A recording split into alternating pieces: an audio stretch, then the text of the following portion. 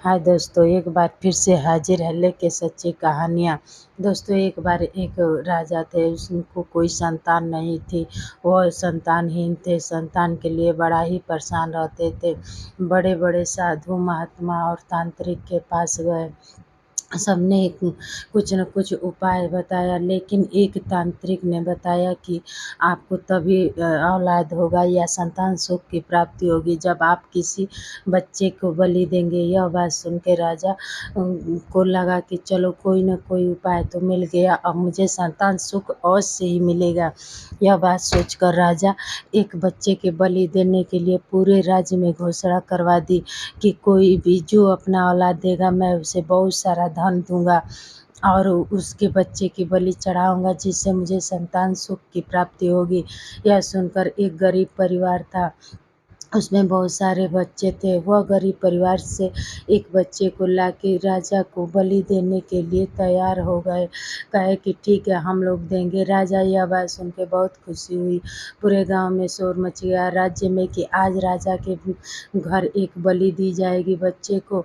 एक बच्चे को उनके माता पिता ने राजा को दे दिया। उसकी माँ सोची कि चलो हम लोग तो गरीब है, खाने पीने के भी हम लोग को कुछ नहीं मिलता है, क्यों नहीं अगर साधु महात्मा लोग कह रहे हैं तो दे दिया जाए। हो सकता है कि किसी का बात सत्य हो जाए और राजा को संतान सुख की प्राप्ति हो जाए।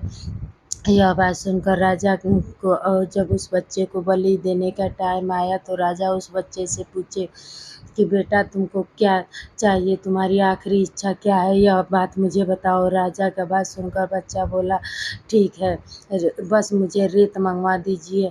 थोड़ा सा रेत आया तो बच्चे ने 4 महल ही सुंदर बनाया और 3 महल तुरंत ही बिगाड़ दिया। तब राजा ने पूछा, यह क्या है?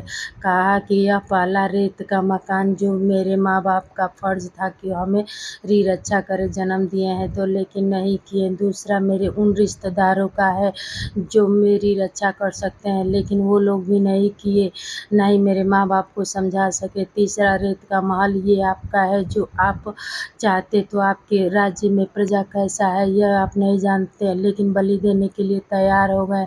राजा ने जब यह बात सुने तो बहुत ही दुखित हुए।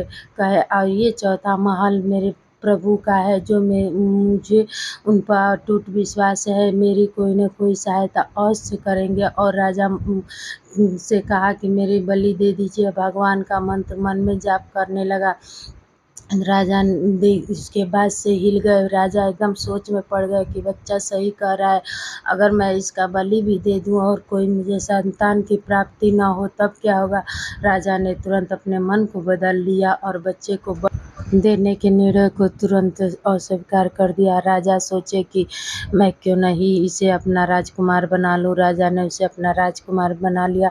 दोस्तों, इस कहानी से आपको कुछ भी सीखने को मिलता है तो इस वीडियो को लाइक करें, शेयर करें, कमेंट करें और ये अवश्य सीखें कि किसी के साथ बुरा करने से मेरा भी भला नहीं हो सकता।